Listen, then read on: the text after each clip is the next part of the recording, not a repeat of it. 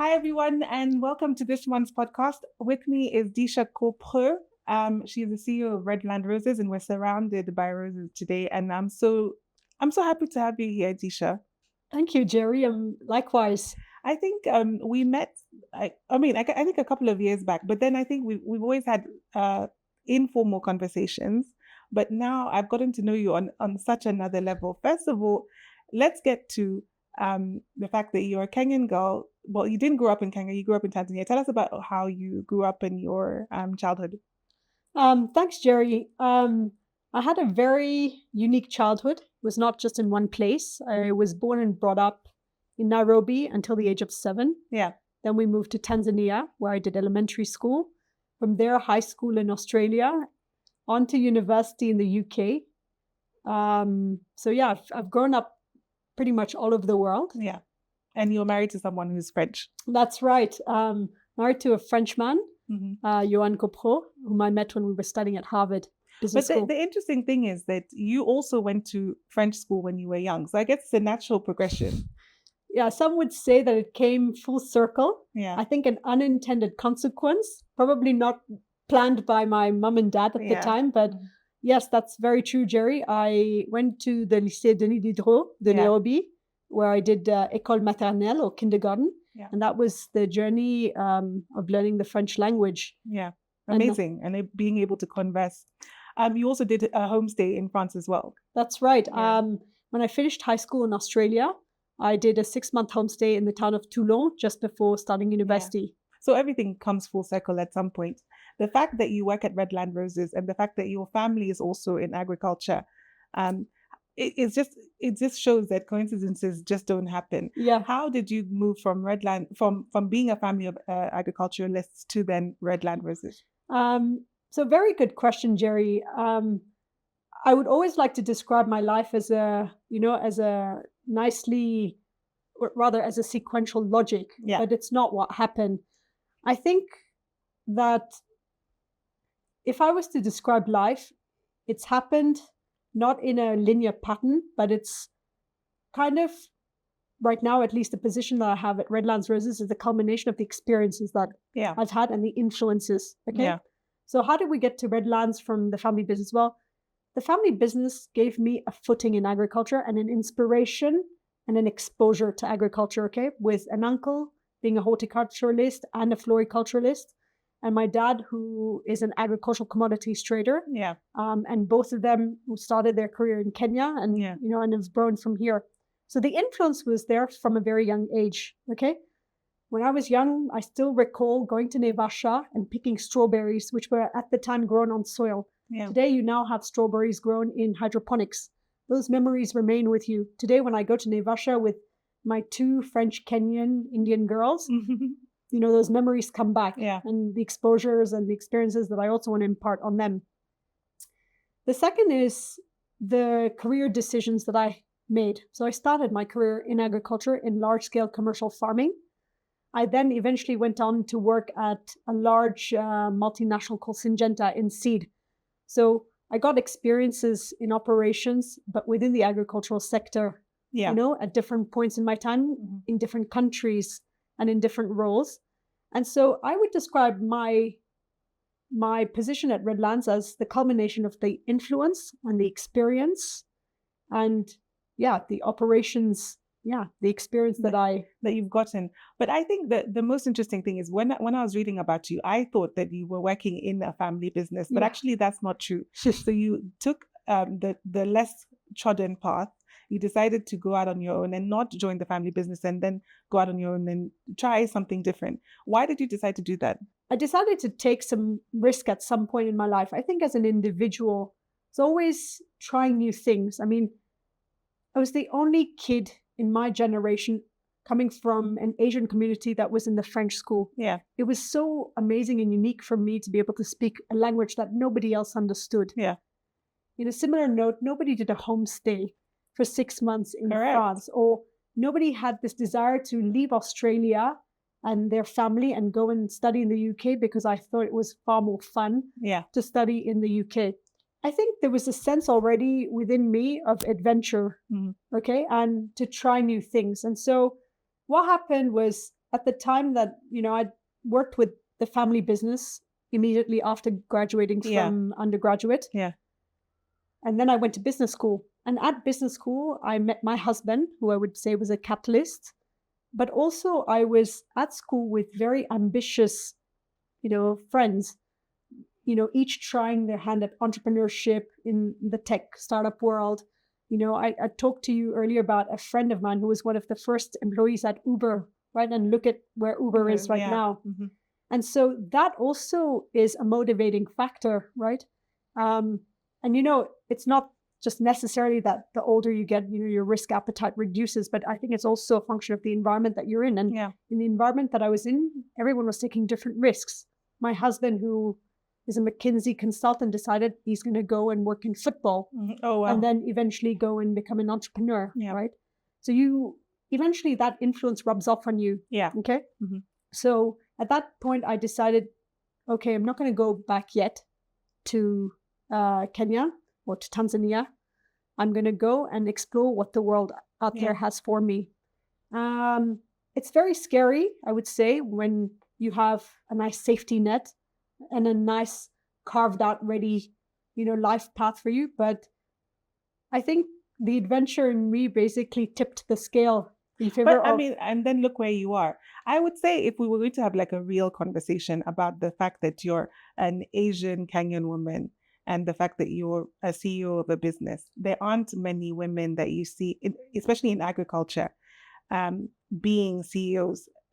You wouldn't necessarily think of yourself as, the traditional path of an Asian woman in Kenya, although there are some very powerful women CEOs, obviously.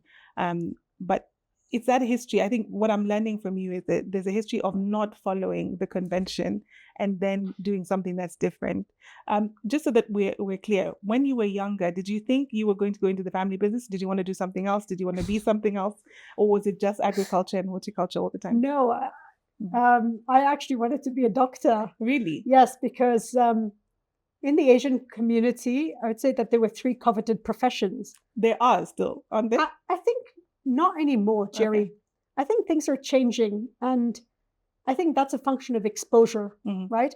And of, I think, the generations of, at least within my community, the Asian community, not being as, as the generations grow, there's different exposures, there's different schooling. Now we've got the internet, right? The vision of what your career could be has expanded manifold. Yeah. Okay.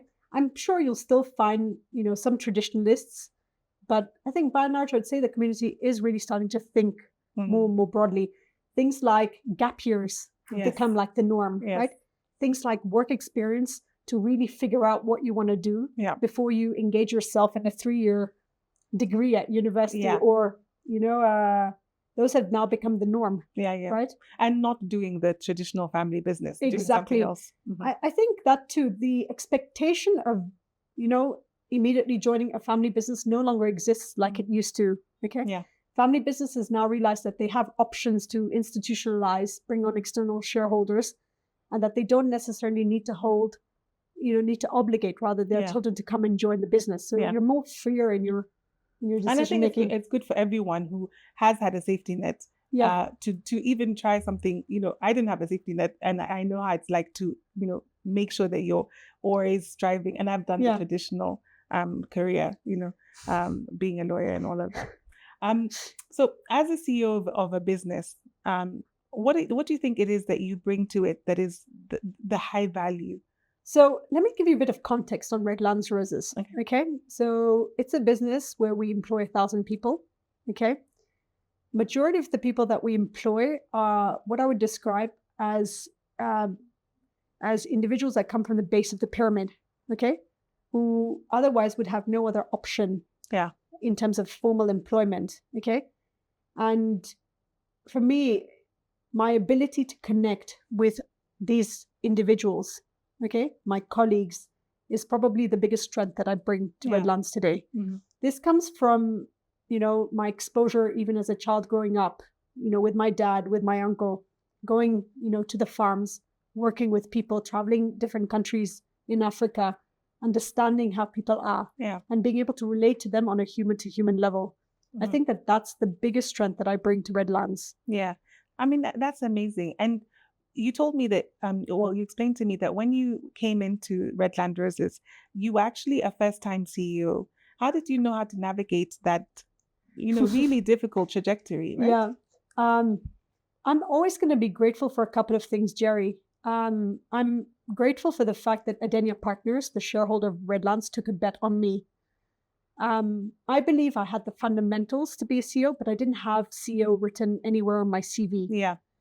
The second thing is sponsorship from mentors. Okay. I think that this is very critical as you step in and you position yourself for success. Okay. And in my case, I actually had two individuals, the first being Isabel Spindler, the founder of Redlands Roses, who effectively built Redlands Roses from scratch, okay, to a 28-hectare farm. And she imparted in me, not herself also having come from any formal business education, how to run a business, how to manage people, how to run the different functional areas of a business, both commercially, technically, how to plug in the gaps where you don't know how to answer certain questions. And she really taught me everything that, that I needed to know to get up to speed. And she did that with patience. Okay. And the second one is Alexi Kod, who's the managing partner of Adenia Partners, who effectively has mentored me through this journey of stepping up, understanding how to manage people at senior level, and already also provided the structure for me to hold myself to account every month. We have these monthly Stratcom meetings or strategic committee meetings where I need to talk about the financial performance of the business, any operational challenges, and then deliver on what I promise, on a monthly basis. And I believe that allowed me to be on track and to slowly get to where I needed to be. I think the last point that I want to make is no one is born a CEO. Okay.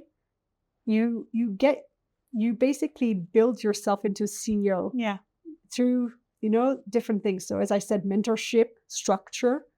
And then the last thing is that was hard work, right? Yeah. Yeah. And I would describe myself today as an operational CEO. I know most of the areas of my business, whether it's maintenance, whether it's technical, whether it's pest and disease management. And I've taken an interest and an effort. I spend today 6 days a week on the farm. Yeah. But that's a commitment that I've chosen to make. And it's a balance that works for me and my family right now as I'm, climbing up the CEO path. I mean, it's easy to see why they would have taken a gamble on you, because I think you really do connect with people very easily from what I can see. How does Disha as a person, deal with failure, deal with falling short? And then how do you then also deal with, celebrating your successes? Really, really great question, Njeri. I often wonder, a CEO is not supposed to be strong all the time. There are highs and there are lows in a business, okay? And I do experience the lows. And what I've come up with are coping mechanisms to deal with those lows, okay? Things will not always go as per plan. Resignations will happen, unexpected problems will come. Yeah. Problems that you've never dealt with and don't even know how to get your head around. Structuring, understanding, and then solving. Yeah. I have coping mechanisms in that whenever a problem does present, I take a walk, go outside in the farm and take a long walk, breathe in and out. That really works for me. I've also invested in sport very early in the morning before I go. Really? Which one? Boxing. Really? Yeah, to take out a lot of I told you were small and mighty. Move like a butterfly, sting like a bee. Yeah. Actually, if that was a quote, that would be mine. Okay, we can change it. Okay. But yeah, I have coping mechanisms. But the biggest, I actually want to mention something. I'm part of YPO. Yeah. Okay, and I'm part of a forum group. And what I've learned through YPO is that every leader is going to face problems, whether professional or personal, right? And what makes you a good leader is the resilience that you have in the face of these problems. The problems don't just go away and then it's happily ever after, because that's a misconception. problems will always come at a rate that you cannot control. Yeah. And what you can control is your mindset and how you deal with those problems. I would say that in the early part of my journey as a CEO, dealing with those problems was very tough because I couldn't understand when they would stop. Today, I'm in control. Today, I'm able to take any problem head on and say, cool, I'm going to deal with this. Okay. On top of that, as I said earlier, we have some coping mechanisms as leaders, and mine is to go out for a walk, breathe in and out, do sport in the morning. And very recently, I started doing Afrobeats dancing. Are you serious? And I've stayed true to that. Where is this Afrobeats dancing? Now I have a coach that comes home. I love that. And he teaches me how to... Can I join? Of course you can. Come and join me. That's so cool. Okay. So I guess, the other thing about, dealing with problems or even knowing how to cope, do you always have to look over your shoulder, or do you just say, I'll take it each day as it comes? So, you should control what you need to control in a business. Okay. And in my case, I've now built up a team. That was one of my contributions to Redland Roses as we transitioned from a family-owned business to a professionally managed company. I had to build out a team. Okay. We've come also so I would describe that as, firstly, building up a team, but also change management. The style of management that I encountered when I joined Redlands was one of, a top-down micromanagement. It was a management style that worked for the business at the time. But I knew that wasn't going to be able to, I knew that style of management wouldn't work for a much larger company. Because obviously we had to deliver on a 60% growth for the business. Okay. Oh gosh, that's a lot. That's right. So we went from 28 hectares to 43 hectares. Oh wow. Okay. So I knew that I had to build a team, and I needed to create managers that were accountable. Yeah. Okay. So today, to give you an analogy, I've got managers who are owners and are able to deal with the problems that come up within their departments. That liberates my time to look at the more macro problems that could impact the company. Yeah. Now, you can foresee certain things and you can control them. But for those that you can't, you just take them as they come. Yeah. Yeah. But there's no panic involved. There's no stress involved. At least much less than there was. Less if you're looking over your shoulder all the time. Correct. Yeah.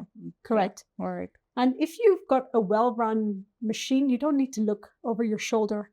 You've been able to hedge a lot of the things that could impact your business. Yeah. Yeah, right? But you've clearly been extremely successful. What does the 9 to 5 look like? Is it a 9 to 5? So firstly, I'd like to clarify, it's not a 9 to 5. Okay. And it's not a Monday to Friday. It's, I would say 7 to 7. 7 to 7. Okay. And I would say it's a Monday to Saturday. Yeah. Okay. But again, that's the time commitment I've chosen to commit to this business, because I believe that this is what's allowing me to grow, but also allowing the business to thrive. Eventually, I'd like to figure out a system where we can have more sustainable working hours. And as I said, this is in the process of happening now as I basically have managers who are operational and owners. Yeah. And that's also the reason why I can be here today to have a catch up with you, Njeri, is because I have really good managers. I mean, you asked me why I started the podcast, and this is actually why, because none of us can be experts at managing businesses. None of us know exactly what to do. And I think it's really good to understand different management styles and different ways of coping with the stresses that are put on us as leaders in our businesses. What do you find most rewarding about your work?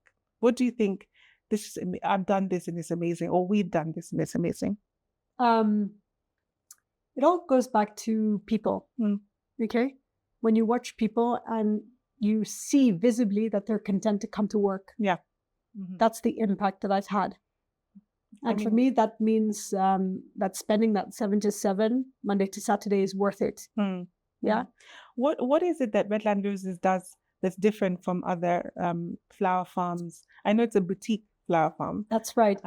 So in the industry, within the ecosystem of flower farms, Redlands, as you rightly said, is a boutique farm. We're one of the smallest farms. Yeah. They probably even with 43 hectares. Correct. I mean, I guess it's because I don't have a perception of what that is. So let me give you some perception, right? So we have about 4,000 hectares Mhm. of flowers in Yeah. Kenya. Mhm. So 43 hectares represents like 1%. Gosh. Okay, but we have a very strong brand name for what we do globally in the world where we sell our flowers. Yeah. Okay, What is the highest market? I would say Europe today. Europe. Okay. Yeah, All right. Western Europe is a very lucrative market. Eastern Europe is starting to very much pick up, Okay. and Central Asia of Oh all wow. places. Okay. We would like to also crack the US, but currently we're facing challenges on freight costs. Okay, but I believe that the product has a unique enough differentiating factor Yeah. that we could eventually go to the US Yeah. at some Okay. point. Okay. So growth strategy all the way. Correct. So in terms of what makes Redlands different to other farms is that we are, we are alongside a lot of our other flower farm colleagues. We subscribe to the CBA, collective bargaining agreement with the Kenya Plantation and Agricultural Workers Union. Okay, we adhere very strictly to the standards of that CBA insofar as employment Yeah. terms, welfare terms. Okay, but we have borrowed quite a lot, and I'm gonna talk here about Isabel Spindler, the founder of the farm, who brought a lot of her French, welfare system background in how she chose to set up the farm when she Yeah. founded it. Mhm. Okay. And it all goes back to her wanting to ensure that whoever came to work at the farm came happy to work and could come to work with peace of mind and could have at least a good quality of life. Yeah. Yeah. Okay. Mhm. And what that meant for her and how she translated that into benefits was that she offered private medical insurance. So today, all our employees are able to get, private level medical care at the cost of the company at Nazareth Ruiru Mhm. or Nazareth Kiambu Hospital. Okay. Not only just for themselves, but for their spouse and up to 2 children. This is unheard of It in is Kenya. unheard of. Yeah. Okay. The second thing was education was incredibly important to her. Mhm. So today we finance up to 2 kids going to school Wow. For every employee. for every single employee. Okay. We also provide hot subsidized meals. Gosh. Okay. Mhm. And then we also provide bicycles for every single permanent employee so that they could commute to and from work. And majority of our employees live within, I would say, a 4 to 6 kilometer radius of the farm, Ruiru. So that provides them with a way to improve their health, do some exercise Yeah, as they yeah. commute to and from work. But I mean, the thing about it is that farming and agriculture, the sector, gets really bad reputation. And I think this is a great example of something that is completely against the trend. So, I mean, amazing for you. And that you've continued to do that Yeah. even now. I want to mention one thing, actually, Jerry, just to emphasize the point around, social responsibility. Yeah. Okay. As an industry and as a farm, we're audited. Okay. So we subscribe to standards. Yeah. Okay. And these standards are becoming increasingly important even for our customers. Okay. So as a farm, for instance, we follow the Kenya Silver Standard. Okay. It's a standard that is part of the Floral Sustainability Initiative. It's a basket of different types of certifications, of which Kenya Flower Council Silver Standard is one of them. Mhm. Okay. When you subscribe to this standard, you make a firm commitment around your responsibility to the environment, to your people, and to good agricultural practices. Okay. And as a farm, we were already doing this, but now we're formally recognized because we've got this standard and we're audited every year Mhm. in our compliance to these standards. Mhm. And I think that the Kenya Flower Council does a pretty stellar job of ensuring our compliance to these standards and to make sure that we can continue, Yeah. I mean, that's really good. You sit on the board of the Kenya Flower Council, so I guess Yeah, I do. you have that knowledge. Yeah, I do. Yeah, but and I think that's good for the flower industry in general because of how much it impacts people's livelihoods here and also abroad, right? Yep, that's right. I wanted to ask you, does technology and AI come into the business at the moment? There's a lot of talk of how AI is impacting a lot of businesses. Is that anything that you guys are talking about? Yes, absolutely, Jerry. So, everyone's using as of late ChatGPT. Yeah. Okay. Mhm. And what I've seen in the company is, I'll give you an example. Sales executives using ChatGPT to process orders. Okay. Okay. To get orders in a very unstructured format and asking ChatGPT to structure those orders so they can be quickly inputted into our sales software system. Yeah. Before, that process could have taken 2 or 3 hours. Yeah. Yeah. That's time saved. Yeah. I can see the sales executives using ChatGPT to write emails in different languages to different customers. I love that. Okay. I can see us using ChatGPT to structure processes. Yeah. We're a very process-driven firm. Mm. Okay. But before we get to ChatGPT, which is what we see happen currently, is that I want to really make a point around the fact that Redlands Roses, when I found it, and when I entered the business, is a very data-driven business. Yeah. Okay. In the sense that we're collecting data from everywhere. What's happening in the field, what varieties were harvested, what losses we incurred, the reasons for those losses. As they enter the packing hall, how many bunches of any specific variety. So today we've got Giulietta here. That's your favorite. That's my favorite. That's my absolute favorite. And then we've got Muriel Lace. Lovely. So, 2 different varieties out of a pool of 200. Yeah. You need to keep a track 200 varieties. 200 varieties. You need to have traceability of which greenhouses they came from. Yeah. If somebody claims on this variety, a claim is when there's a certain problem on a variety at the end destination and a customer wants a refund for what they've paid for. You can actually trace where that variety came from, what the problem she faced, and then you can do something about it. Yeah. Okay? So they had been collecting that data. Always. And it must have been manual.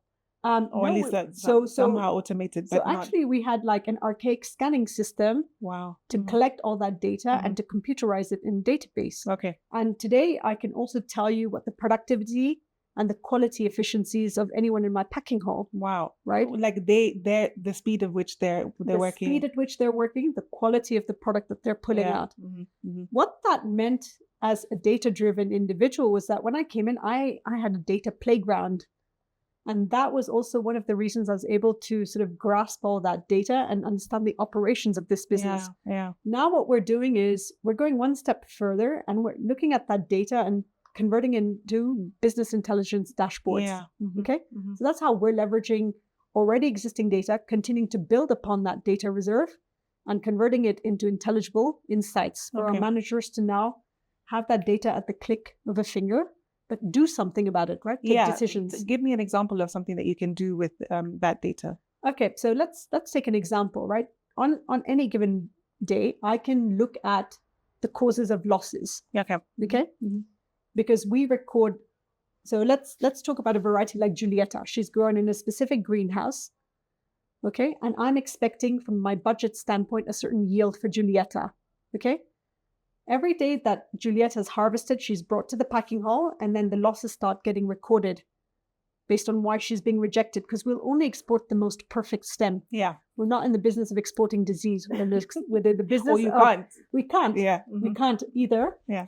It looks bad for our reputation. Yeah. It looks bad for the customer. More importantly, you don't want to, your product is your reputation, right? So we will be able to sort out at that point in the packing hall, the reasons for why we've discarded certain stems.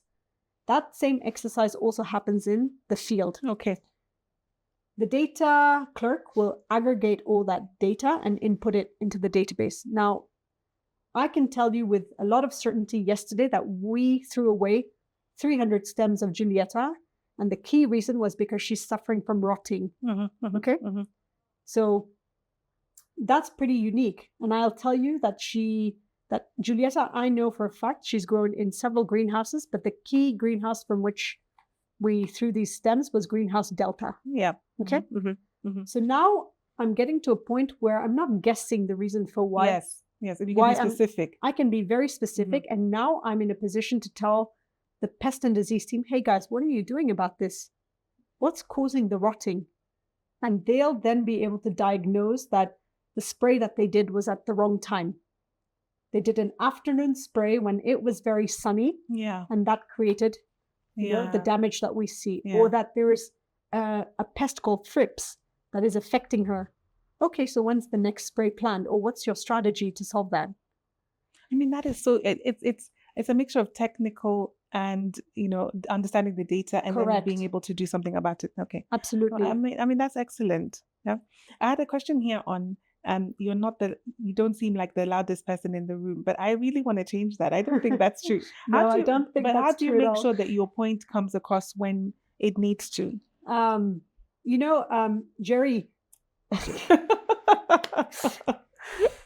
Dynamite comes in small packages, I right? love that. That's what I wanted to tell you. That's more like a threat. I'm just waiting. I can get my point across. I Yeah. think I'm the littlest person on this farm. Yeah. Yeah. Yeah. No, I can get a point across.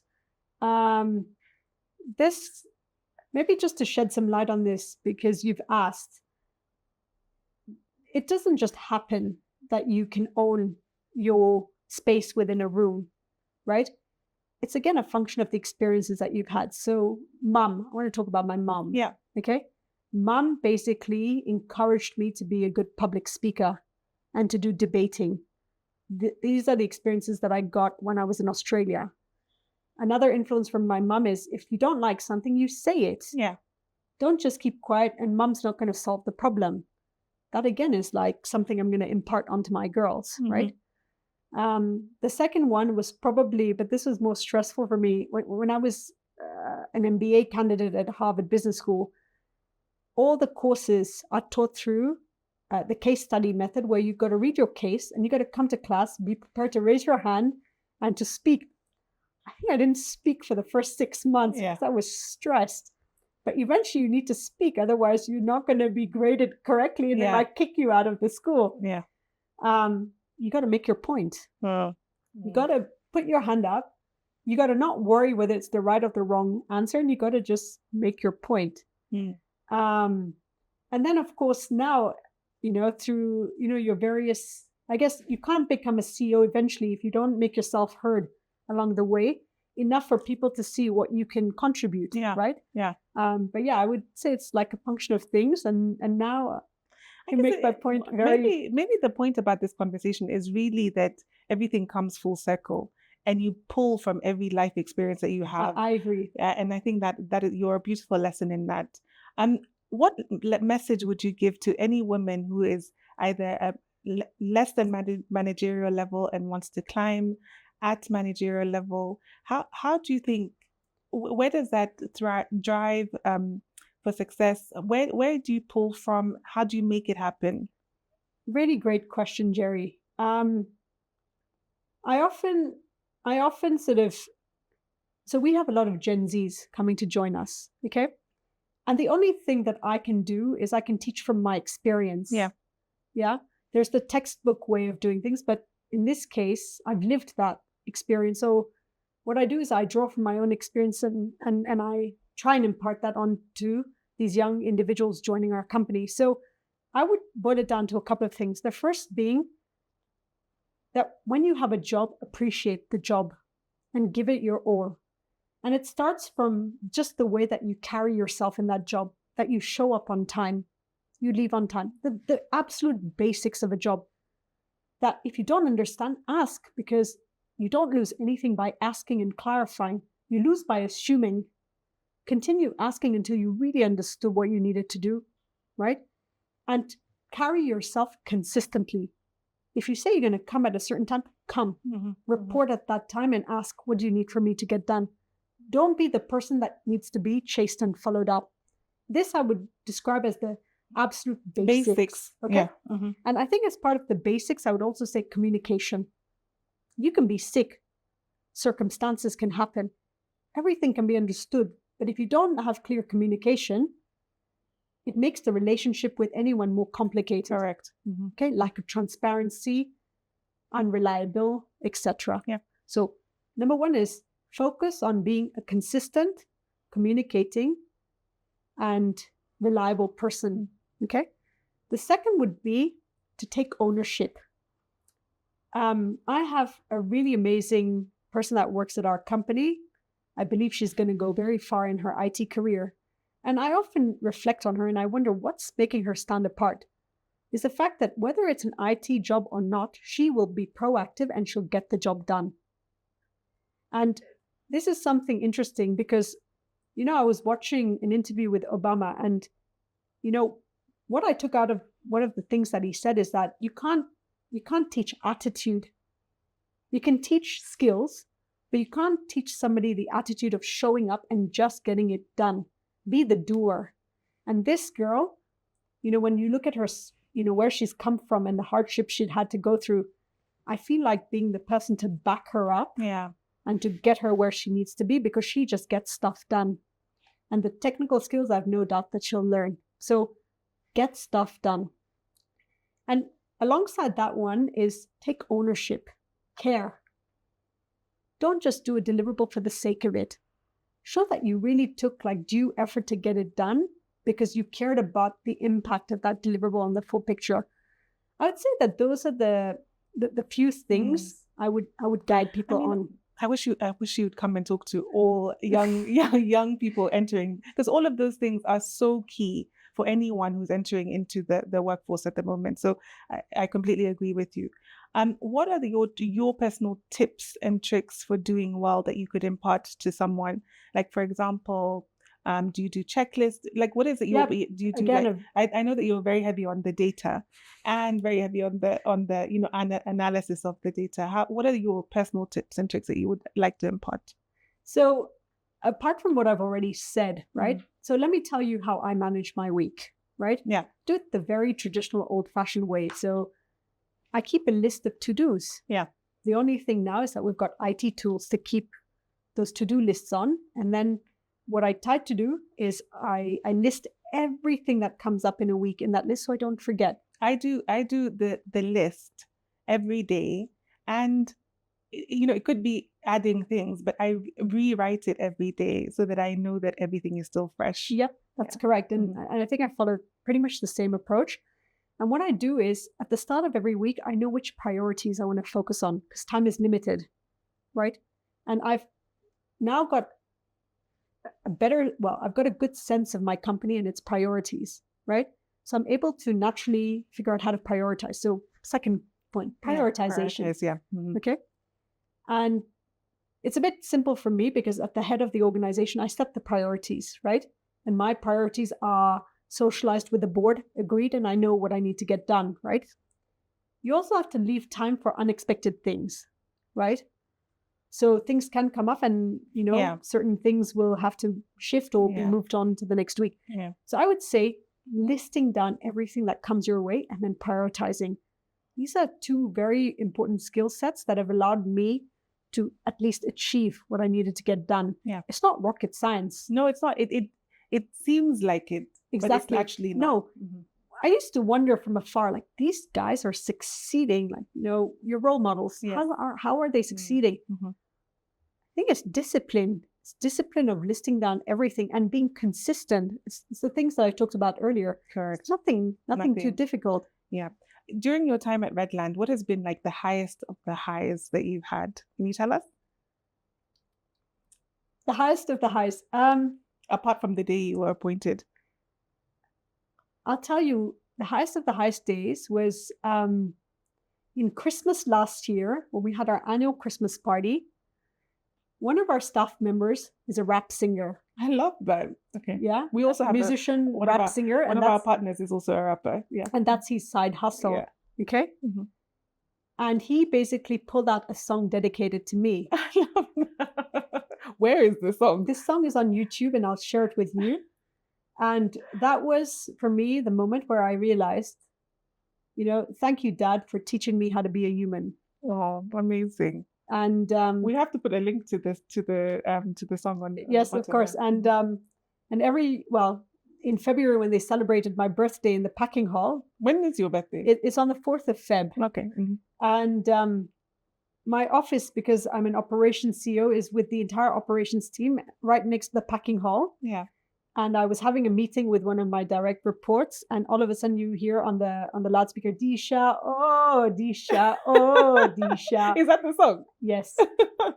And I was like, why is this song playing in the packing hall? So we actually have music playing in the packing hall to provide a relaxing environment for our packing hall artisans too, to bunch all these flowers. Mm-hmm. And so I was like, why is that song playing? And then, of course, I was, the suspicion of they probably planned something in the packing hall. Oh, amazing, Disha.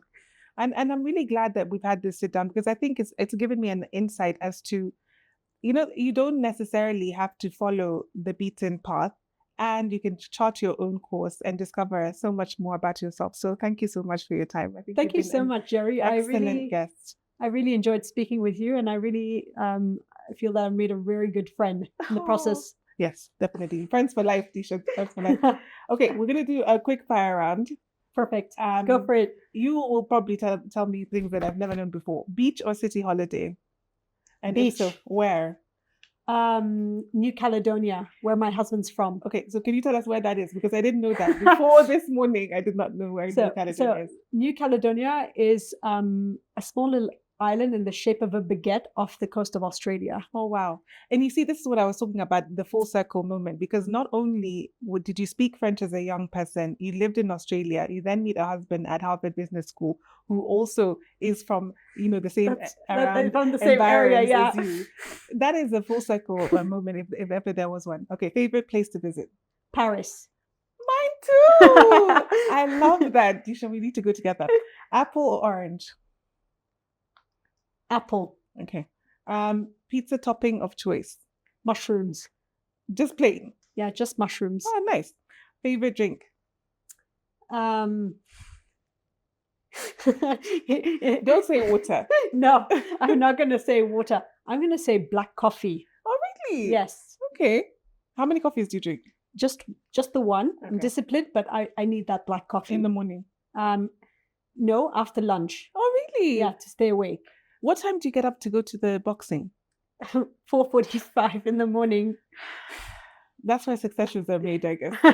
Thank you so much, Disha, for Thank your you so time much, on Njeri. the podcast. And I'm really, really glad to have met you and me to too. share this time with you. You're an excellent guest, an excellent CEO. Thank you so much. I'm sure no one would contradict that. So you've been excellent. Thanks.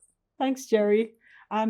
This has been an excellent podcast. And today is actually my dad's 80th birthday. Much like Disha, I've learned so much from him. And I just wanted to say, happy birthday, Papa. We love you. Everyone, we'll see you next month. Take care.